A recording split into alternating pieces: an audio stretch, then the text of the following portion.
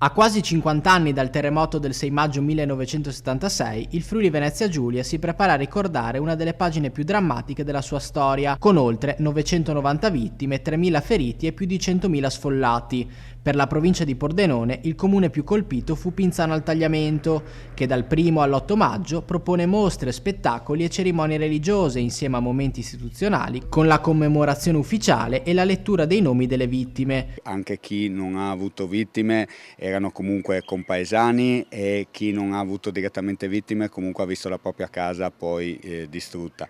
Questo paese quindi ricorda quella che ci teniamo sempre a sottolineare: non è una festa, non ci stiamo preparando ad una festa, ci stiamo preparando a un ricordo. Spazio anche alla prevenzione, con prove di evacuazione per cittadini e scuole e attività educative per i più giovani, con l'obiettivo di unire memoria e sicurezza. Riaffiorano sicuramente tanti ricordi, tutte le nostre famiglie portano un ricordo ben preciso di quel momento, diciamo che lo scopo è farlo sentire, farlo rivivere, ma soprattutto far essere pronte le generazioni come la mia che il terremoto non l'hanno vissuto, ma che in realtà nel momento in cui ne parlano di un evento che è stata una cesura molto netta tra un prima e un dopo per il nostro territorio.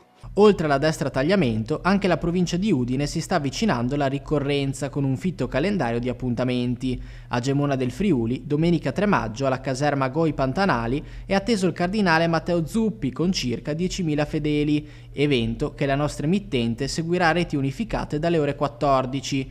Le celebrazioni poi culmineranno il 6 maggio proprio a Gemona del Friuli, dove sono attese le principali autorità dello Stato, tra cui il Presidente della Repubblica Sergio Mattarella, e dovrebbe esserci anche la Presidente del Consiglio Giorgia Meloni, insieme ai ministri Giorgetti e Ciriani. Anche in questa occasione saremo presenti per documentare l'evento.